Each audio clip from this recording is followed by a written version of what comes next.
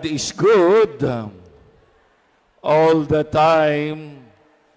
Palakpakan natin ang Panginoon. Medyo malamig-lamig pa ang panahon ngayon, ano? So kahit mainit pa rin, mag-good morning nga tayo sa katabi natin. Good morning. Kamusta ka na ba?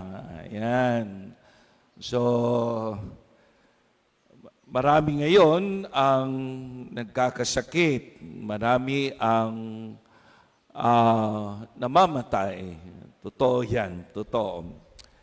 Kaya mag-iingat po tayo. Sabihin mo nga sa katabi mo, mag-iingat ka. Ayan, mag-iingat ka. Ayan. Paalala yan, ano? Paalala. Kasi talaga nagbabago ang ating panahon. Pero hindi lamang panahon ang nagbabago. Sa pagbabago ng panahon, minsan nagbabago din ang ating pagmamahal, ang ating pagtingin sa pangrelihiyong mga gawain at mga misteryo na binuksan sa atin ng Panginoon. Di ba, noong unang mga panahon, talagang marubdob ang kanilang pagmamahal sa Santissimo Sacramento, sa banal na misa. Minsan makikita mo, mga nakadipapay mga tao, umihingi ng awa sa Diyos. Di ba? Lumalakad ng paluhod, nagje-genuflect, ano, di ba? At malalim ang kanilang pagdarasal, lalong-lalo na sa harapan ng Santissimo Sacramento, di ba? Ito ang pinakagitna at puso ng simbahan at ng mga pagdiriwang, ang Santissimo Sacramento. Kaya nga ngayon ay dakilang kapistahan ng kamahal-mahalang katawan at dugo ng ating Panginoong Jesucristo. Ang tanong, nagbago ba ang iyong pagmamahal, pagtrato sa Santissimo Sacramento? Dahil kasi noong unang panahon, kakaunti ang simbahan, kaya pag pumupunta sila sa simbahan, ay talagang sinusulit nila ang mga oras, nagdarasal sila sa loob ng simbahan, marubdob ang kanilang pagdarasal. Ngayon, lalapit na ng simbahan, minimisahan pa, pati mga baryo, minsan pati bahay, minimisahan, pati garahe, pati basketball court. Sabi nga daw sa paulit-ulit na paggawa ng misa na ganon, parang bumababa yung kalidad ng ating pagmamahal sa sakramento. Ang sabing ganon, familiarity breeds contempt. Ano yung familiarity breeds contempt? Kapag lagi mo nang ginagawa ang bagay, lagi mo nang nakikita, namimiss mo na. Ibig sabihin, nawawala mo na ang pinakadiwa nito. Ano ba ang pinakadiwa ng misteryo ng iyong ginagawa? Yung katulad ngayon, ang dakilang kapistahan ng kabanal-banalang katawan at dugo ng Panginoon. Ano na ba ito ngayon? Alam ninyo nakakaalarma ang ginawang pag-aaral sa Amerika. 70% ng mga tao hindi naniniwala na si Jesus ay nandoon sa Santissimo Sacramento, na iyon ay isang simbolo na lamang ni Jesus. Isang banal na bagay at hindi na talaga si Jesus. Hindi na siya present sa Santissimo Sacramento. Nakakaalarma ito. Ang pinakasentrong pananampalataya ng Kristiyano, mas lalo na mga kabataan, pag tinanong mo, ano ba ang Santisimo Sakramento, ano ba ang katawan at dugo ni Kristo, ang sagot lamang nila, iyon ay ostya, iyon ay simbolo na lamang. So, medyo nakakaalarma iyon, sapagkat ang pananampalataya natin, yung sinabi ni Jesus, it is my body, ito ang aking katawan, ito ang aking dugo, ito ay magbibigay sa inyo ng buhay na walang hanggan. Ako ito. So hindi ito simbolo, ito ay presensya ni Kristo sa banal na ostya at banal na alak. So makikita ninyo, iba yung simbolo, sinisimbolo lamang. Yan ay pananampalataya ng mga protestante, pananampalataya ng born again. Kaya sila din ay mayroong tinatawag na banal na hapunan. Gumagamit din sila ng ostya, gumagamit din sila ng mompo, ng alak, at minsan ang ginagamit pa nga nila ay juice, no? Dahil mahal ang alak at sinasabing ito'y simbolo lamang. Sa ating mga Katoliko, it is not a symbol, no? Ito ay hindi simbolo, ito ay presence ni Jesus. Sinabi ni Jesus, ako ito. Dapat malinaw yon sa atin, no? Kaya ang sabi ni Jesus, ang hindi makapaniwala, sabi sa mga alagad at apostoles, kung ayaw niyong maniwala na ako ito, umalis na kayo, lumayas na kayo. Iniwan niya ito sa atin bilang memorial. Anong ibig sabihin ng memorial? The Mass is the memory, the memorial celebration. Ibig sabihin yan, iniwan ito sa atin buhay na alaala. Ginawa niya ito bago siya mamatay. Biyernes Santo siya mamamatay.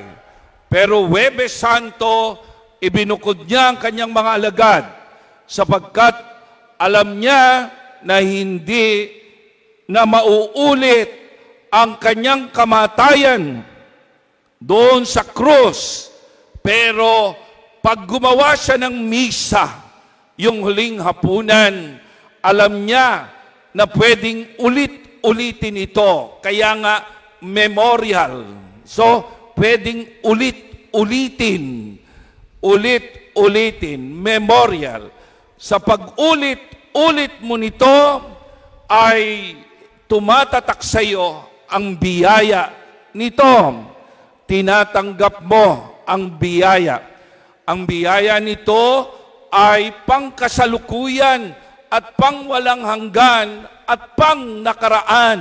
So makikita ninyo, ang biyaya nito ay hindi lamang nangyari sa krus. Habang inuulit mo ang banal na misa, nangyayari sa iyong harapan ang kanyang kamatayan at muling pagkabuhay. Kaya nga, memorial. Kapag ikaw ay nagsisimba rito, inuulit, nangyayari ang kanyang kamatayan. Pang nakaraan, para sa nakaraan. Pang kasalukuyan, para sa atin. At sa pang hinaharap, para sa darating na panahon at henerasyon. Kaya walang kupas ang epekto ng banal na Eucharistia. Kaya lang, pumupurol yung ating pag-aalaala. Di ba minsan pumupurol na yung ating memory kapag tayo'y tumatanda na. Tingnan mo nga yung katabi mo, mapurol na ba ang pag-aalaala mo? baka nasa 60 na tayo. Talagang mapurol, pumupurol. Ibig sabihin yan, yung henerasyon ay mukhang nagbabago. Ayun, nagbabago. Okay. So pero inaalala tuwing dakilang kapistahan at tuwing tayo magse-celebrate ng banal na misa, inaalala natin para hindi pumurol, para hindi mawala sa ating alaala ang ginawa ng ating Panginoon, yung dulot ng sakramentong to. Yung biyaya talaga nito ay para sa iyong kaluluwa. Ang biyaya nito para sa kaligtasan.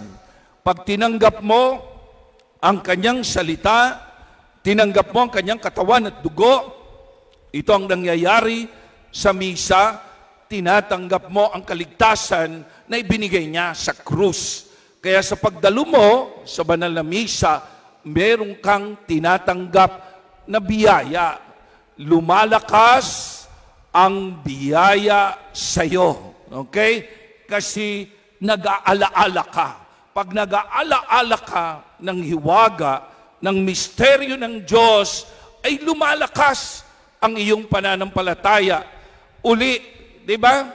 Kaya kapag ikaw ay nag-a-absent ng misa, uma-absent kayo sa misa, pumupurol, nawawala ang iyong pananampalataya kasi nawawala ang pag-alaala natin. So ang misa ay pag-alaala at ang biyaya nito ay palakasin ang iyong buhay, pananampalataya, palakasin ang kaligtasan na binigay sa iyo ng Diyos, buhayin ito sa iyo.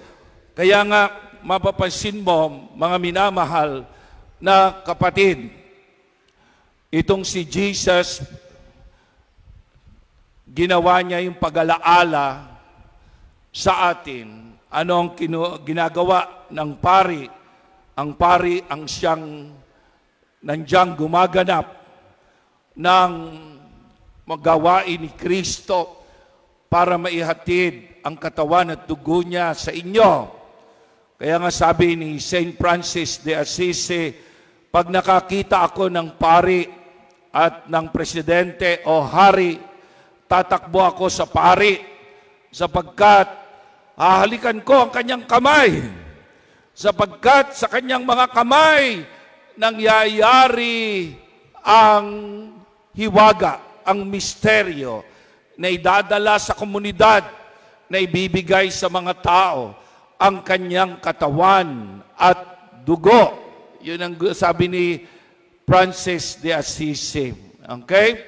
So, napaka-importante noon. Okay? So, napaka-importante ng sinabi ni Francis de Assisi na nangyayari, na dadala ngayon sa inyo. Okay? Ang katawan at dugo.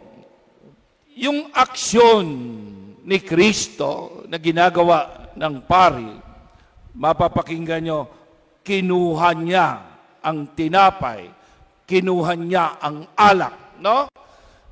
Kinuha niya ang tinapay. So, kinuha at inialay sa Ama. Ay, napakaganda nun. Kinuha niya at inialay sa Ama yung sarili niyang buhay. Yun ay inaalaala mo sa oras na yon. At yun ay tumatalab din sa buhay mo na ang misa ay pag-aalay ng buhay. Pagkuha ng iyong buhay, iniaalay mo sa iyong pamilya, iniaalay mo sa sangkatauhan. Kaya nga alaala ng kanyang kamatayan. Pagkatapos ay hinati ito, hinati, na ibig sabihin, siya ay namatay. Pinaghati-hati niya ang tinapay at ang ginawa niya ibinigay. So maganon ang pattern na gustong ipaalala sa atin ni Jesus, na ang buhay ay inihahandog, iniaalay, hinahati-hati ito hanggang kamatayan, ibinibigay natin ang ating buhay at pagkatapos ay hinati at ipinamigay. No, yun mismo ang pattern ng kanyang kamatayan sa krus. Kung ano ang nangyari sa krus, yun ang nangyayari sa banal na misa. Okay? So, yun po ang gusto kong sabihin sa inyo. Naalala ko, mga minamahal na kapatid, ito'y pag ganitong kapistahan, dakilang kapistahan ng katawan at dugo ni Jesus. Naalala ko yung pangyayaring nandoon ako sa Roma. Yung Russia ay, di ba, isinara yun, hindi pinalalabas sa mga Ruso dahil sa giyera ng mga 1980s, no? Mga 1970s. Naalala ko yun. Ang habang panahon, mga 30 taon, yung mga simbahan ay ginawang pabrika, ginawang mga opisina, o kaya ay pinabayaan, pinauwi ang mga pari, yung mga madre, pinasara ang mga kumbento, at pinapapatay sila kapag sila ay nagsasagawa ng mga gawaing kabanalan at pag nagsasama-sama sila, pag nagmimisa sila. Kaya ang tagal na panahon na walang misa. Nung pinayagan na silang lumabas at nag-tour sila, binuksan na yung mga borders nila, nagpunta sila sa mga banal na lugar upang ibalik yung alaala nila. Ano ba yung nawalang malaki sa amin na dati hindi namin pinapansin? Kasi kapag nandiyan dyan palagi ang misa, hindi mo na yung papansinin. Hindi po ba? Nandiyan dyan lagi ang simbahan, hindi mo yung papansinin. Kaya nga kapag nagpo-procession dyan, yung iba patuloy lang sa paglakad, hindi man lang nagsa-sign of the cross, di ba? Yung iba kumakain lang ng barbecue sa labas. Parang wala sa kanila ang religion. Okay? So, miski dito, halimbawa sa simbahan, hindi na nagja-genuflect, di ba? O kaya sa simbahan, hindi na nagdarasal. So, lagi na lang nagkukwentuhan, na wala na yung pinakadiwa, no? Napakaliit na ng ating memorya, ng ating pag-alaala sa mga banal na bagay na pinapahalagahan natin. Ganun ang nangyari sa kanila. Nung nandoon ako sa kwarto ko, dumating yung napakadaming buses galing ng Russia. Ano po? Naku po, nag-iiyakan. Sabi ko, sino itong mga taong to? Kalmadong-kalmado ang Roma Nag-iiyakan sila, pumapalahaw sila. Grabe. Sabi ko, sino itong nag-iiyakan na ito? Sumisigaw, umiiyak. Nakita ko yung mga tao, grabe, gumagapang sila. Papunta dito sa altar. Gumagapang sila, hinahalikan nila yung mga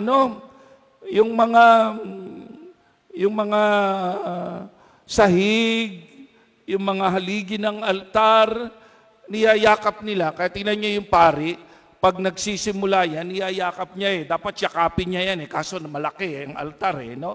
Ginagawa niya na lang, pinapatok niya yung kanyang kamay at hinahalikan. Kasi nga, ito ay napaka-importanting pagdiriwang, napaka-importante.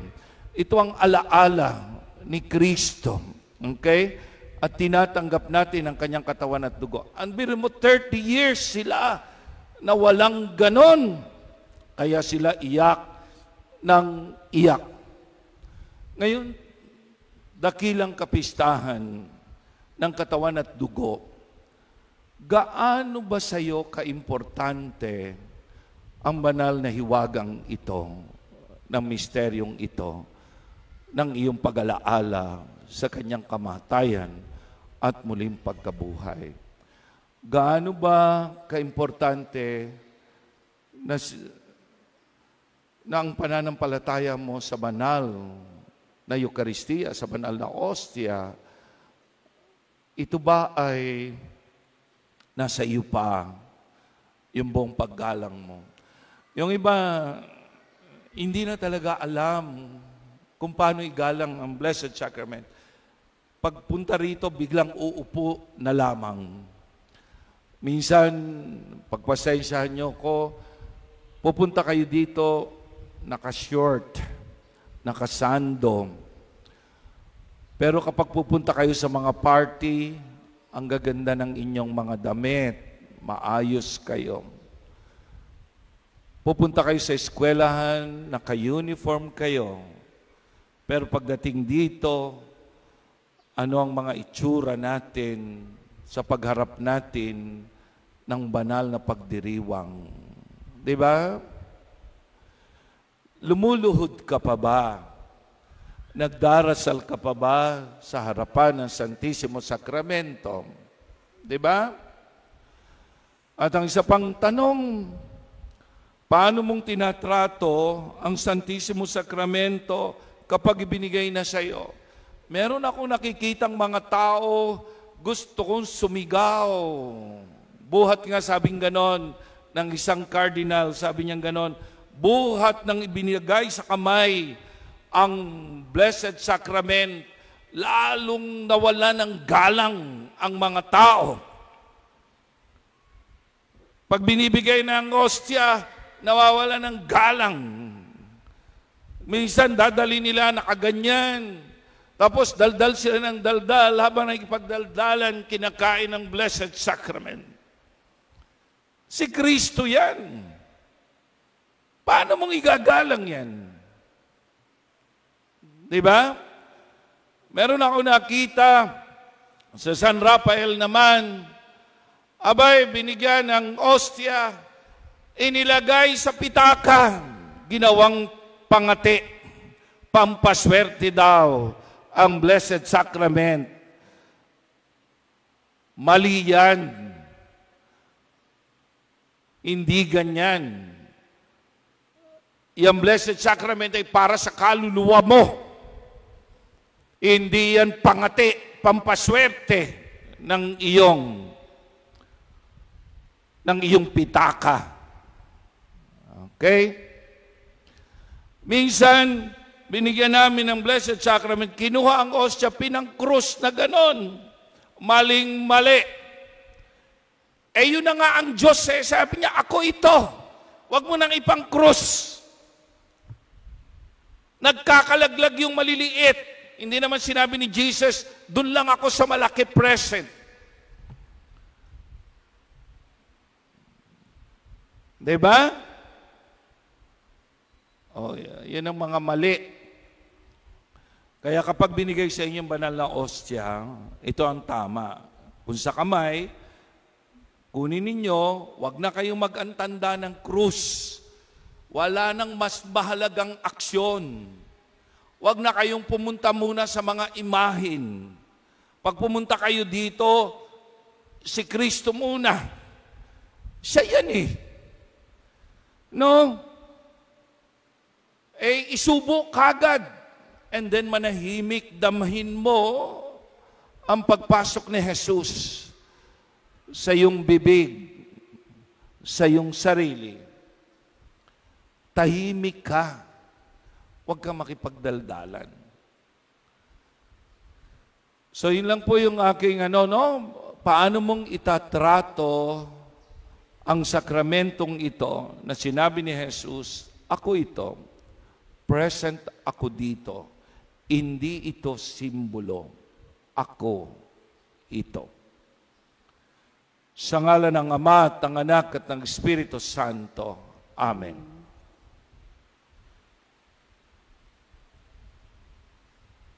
Ngayon sa katahimikan ng ating mga puso, ang ating namang kahilingan ang ating dalhin sa banal na awa ng Diyos. Habang inaawit natin ang alam kong may magagawa ang Diyos.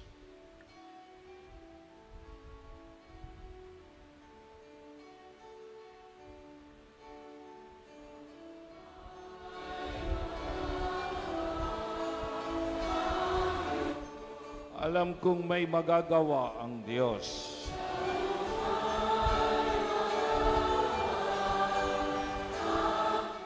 Kung ako'y magtatapat sa Kanya'y maglilingkod.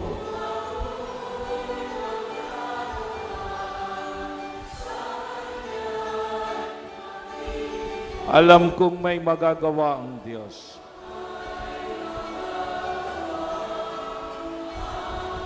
Taas natin ang ating mga kamay. Alam kong diringgin ng Diyos ang samo ko.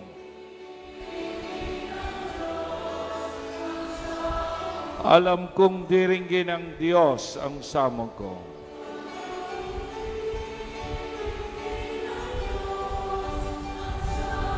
Kung ako'y magtatapat sa Kanya'y maglilingkod.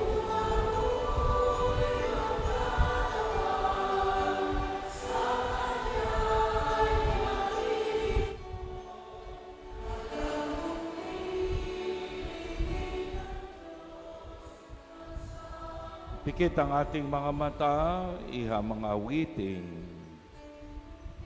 Panginoon naming Diyos, marami pong salamat sapagkat lagi mo kaming pinadudulog, lagi mo kaming pinauuwi sa iyong tahanan upang mag-alaala ng iyong kamatayan at muling pagkabuhay. Salamat po, Panginoon, at nabubuhay sa amin ang iyong mga aral at ang iyong mga ginawa, ang iyong mga salita. Salamat po, Panginoon, at isang malaking bagay po sa amin ang alalahanin ka palagi upang hindi kami maligaw, upang ang aming puso ay talagang magmahal sa iyo at maging mabuting tao kami. Salamat po. Ipinagdarasal po namin sa umagang ito ang aming mga mahal sa buhay at ang iba pang mga tao na nakalimot na sa kanilang mga pananagutan na sila'y dumalo ng banal na misa upang sumigla ang kanilang pag-alaala. Bagamat, Panginoon, maraming mga tao ang hindi na dumadalo ng iyong pagdiriwang, naririyan ka pa rin, napakabait mo, napakabuti mo. Pinagdarasal namin ang aming mga pangangailangan, alam mo ang aming mga suliranin, lalong-lalo na ang mga kabataan ngayon na grumagraduate. Panginoon, tulungan mo sila sa kanilang kinabukasan. Tulungan mo kami na ihanda sila upang marating ang kanilang mga pangarap. Yung malalaking suliranin namin, Panginoon, itinataas namin sa iyo. Maraming kaming problema, itinataas namin sa iyo. Pati na ang aming kalusugan, ipinagdarasal namin. Yung mga may sakit na aming pinagdarasal, hipuin mo sila, Panginoon. Tulungan mo sila. Sa banal na Eucharistia, lamang alam namin na bumubuhos na ang iyong biyaya. Ito'y nagpapagaling. Ito ay nagpapalakas. Ito ay nagpapatawad. Ito ay nag-aalaga sa amin. Nawa, Panginoon, maging tapat kami sa pagdalo sa mga misa at sa pagsaksi sa pagdiriwang. Salamat po. Basbasan mo kami ngayong umaga at ang buong isang linggo namin. Panginoon, hindi namin alam kung paano itatawid yon. Tulungan mo kami at iadya mo kami sa anumang masama. Salamat po, Panginoon. Alleluia, alleluia.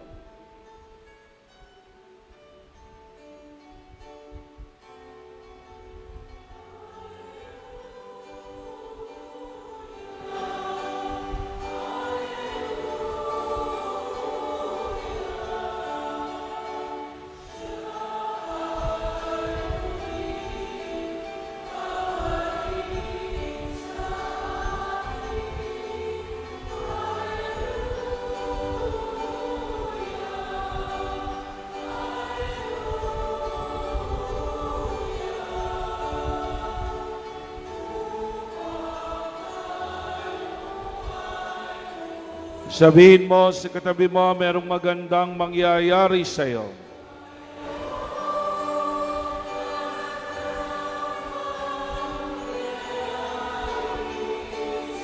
Kung lalapit ka kay Jesus.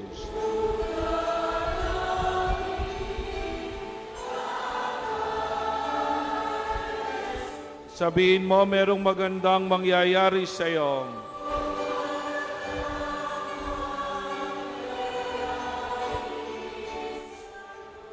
Kung lalapit ka kay Jesus.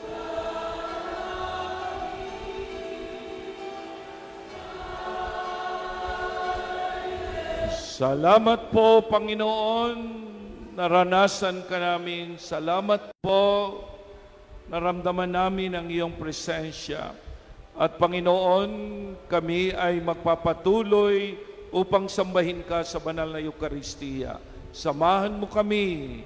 Ang lahat ng aming iniling ay iniling namin sa pamagitan ng iyong anak na si Jesus. Amen. Amen. Purihin natin ang Panginoon.